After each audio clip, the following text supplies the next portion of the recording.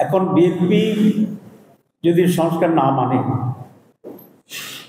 সংস্কার না চায়, তাহলে তাদের কমপক্ষে এই দায়িত্বটা ছিল যে সংস্কার প্রসেস শুরু হওয়ার আগেই তারা বলতো যে আমরা এই কমিশনে অ্যাটেন্ড করবো না, আমি এটাকে বয়কট করছি। তো তখন বিএনপি ছাড়াই যদি হইতো নাহলে হতো না। কিন্তু এতগুলো সময় নিজেরা থেকে কথা বলে তাদের নেতা তো মনে হয় আমার মনে হয় 10 ঘন্টার চেয়ে কম কথা বলেন এই সব যোগ করে আমাদেরকে একসাথ করে আমাদের সময় ব্যয় করে আমরা একটা জায়গায় পৌঁছেছি। তো এখন এই কথাটি বলা আমি মনে করি তাদের দায়িত্বহীনতার পরিচয়, নতুন করে দেশে একটি রাজনৈতিক সংকট তৈরি করার অপপ্রয়াস, এবং ফেব্রুয়ারিতে যে নির্বাচনটি এসে গেছে এই নির্বাচন সম্পর্কে মানুষের ভিতরে সংশয় তৈরি করার একটি অপকৌশল, এবং তারা অন্যায়ভাবে এই সরকারের উপরে চাপ সৃষ্টি করছে। এটা একটা বিষয়। আরেকটা বিষয় হচ্ছে আপনারা দেখেছেন আরপিওতে ইলেকশন কমিশন এবং এই সরকার দুই জায়গাতেই একটা ক্লজ অ্যাপ্রুভ হয়েছে, সেটা হচ্ছে যে কোনো দল ব্যক্তি দলীয় হিসাবে অথবা জোট হিসাবে যদি নির্বাচন করে তাহলে তাদের নিজস্ব দলীয় মার্কায় নির্বাচন করতে হবে। এটাকে আমরা অভিনন্দন জানিয়েছি এবং বহু দল অভিনন্দন জানিয়েছে। কারণ একটি দল যখন কেউ করে তার নিজস্ব একটা আইডিওলজি থাকে, তার নিজস্ব একটা অস্তিত্ব থাকে, যেটাকে আমরা আইডেন্টিটি বলি। তার জন্য একটা আলাদা মার্কার ঠিক করা হয় যাতে মানুষ এটা বুঝতে পারে। সুতরাং প্রত্যেকটি দলের নিজস্ব আইডেন্টিটিতে ইলেকশন কমিটি যেতে সহজ। হ্যাঁ, কেউ যদি জোট করে অবশ্যই জোট করতে পারবে, জোটের লোকেরা যদি তাকে ভোট দিতে চায় তারা ভোট দিবে, তার সুতরাং এটা বিবেচনা করে নির্বাচন কমিশন এই সিদ্ধান্ত নিয়েছিল এবং নির্বাচন কমিশনের সিদ্ধান্তের পরে এটা অ্যাপ্রুভ হয়ে গেছে। হঠাৎ করে বিএনপি এসে আবার বলে যে এটা আমরা মানি না। এখন তারা সরকারের উপর চাপ দিচ্ছে যে এটা পাস করছে এটাকে আবার চেঞ্জ করে দেওয়ার। তাহলে তারা আরপিও মানে না, তারা সংস্কার মানে না, তারা সংস্কারের প্রক্রিয়া মানে না। এরপরে আসছে সংস্কারের জন্য একটা গণভোট আয়োজনের জন্য, এটা প্রস্তাব ছিল।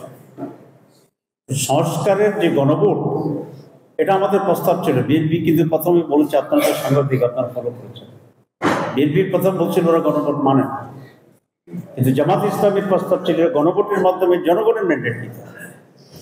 জনগণ যদি বলে ইয়েস ইয়েস, জনগণ যদি বলে যে নো নো, জনগণই তো সবচেয়ে ক্ষমতার উৎস। ডেমোক্রেসিতে দিতে হয় না।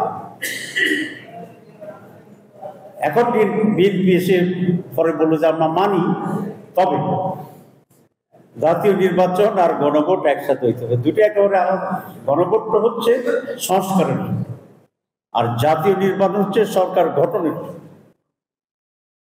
কিন্তু এখন আমি যে বলেছিলাম তারা তালের রস আমের রস একসাথে করে দিতে। এটা কেন হচ্ছে? ওরা প্রত্যেকটি জায়গায় গিয়ে একটা ঝামেলা তৈরি করার একটা সিদ্ধান্ত নিয়েছে, এবং সেটা কেন নিয়েছে আমার বুঝে আসে না। কারণ যদি নির্বাচন না হয় তাহলে এখানে বিএনপির খুব লাভ আছে বলে আমরা মনে করি। যদি নির্বাচন না হয় তাহলে কি হবে? তাহলে যারা ষড়যন্ত্র করছে, যারা ভারতে বসে আছে, যাদের বিরুদ্ধে আমরা রক্ত দিয়ে দেশ থেকে মুক্ত করেছি, তারাই তো আরেকটা সুযোগ পাবে। তো এই সকল আচরণে মনে হয় যে বিএনপি সংস্কারবিহীন যে বাংলাদেশ, সে বিগত সরকারের যে বাংলাদেশ, আওয়ামী লীগের যে বাংলাদেশ, মনে হয় যেন তারা আবার সেই জায়গায় ফিরে যেতে চাচ্ছে। এবং সেই কারণে আমরা বলেছি বাংলাদেশকে আওয়ামী জাহেলিয়াতের দিকে ফিরে যেতে এই দেশের মানুষ কখনোই দেবে না।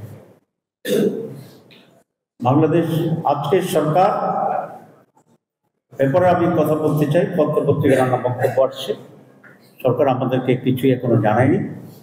এই সরকার যদি এই অন্যায় চাপের কাছে নথি স্বীকার করে এবং সরকারের সিদ্ধান্তকে যদি সরকার সরে যায়, তাহলে এটা পরিষ্কার হবে যে এই গভর্নমেন্ট আর নিরপেক্ষ নেই। সুতরাং এই সরকার যদি নিরপেক্ষতা হয় এবং কোনো দলের প্রতি যদি তারা আনুগত্য পোষণ করে, সেই সরকারের অধীনে সুষ্ঠু নির্বাচন হবে, এটা আশা করা যায়। সুতরাং আমরা এই সরকারের উপরে মানুষ আস্থা রাখবে কিনা, সেই ব্যাপারেও আজকে একটা প্রশ্ন দেখা যাচ্ছে।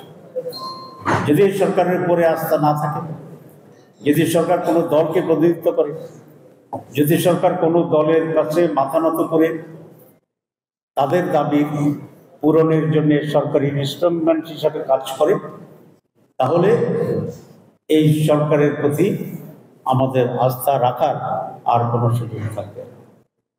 এই জন্য আমরা স্টেট পরিষ্কারভাবে এদেশের জনগণের পক্ষ থেকে জামাত ইসলাম বলতে চাই যে যে দুটি সিদ্ধান্ত সরকার নিয়েছে আরপিওর ব্যাপারে, সেখানে যেন সরকার দৃঢ় থাকে, কোনো দলের কাছে মাথা নত না করে।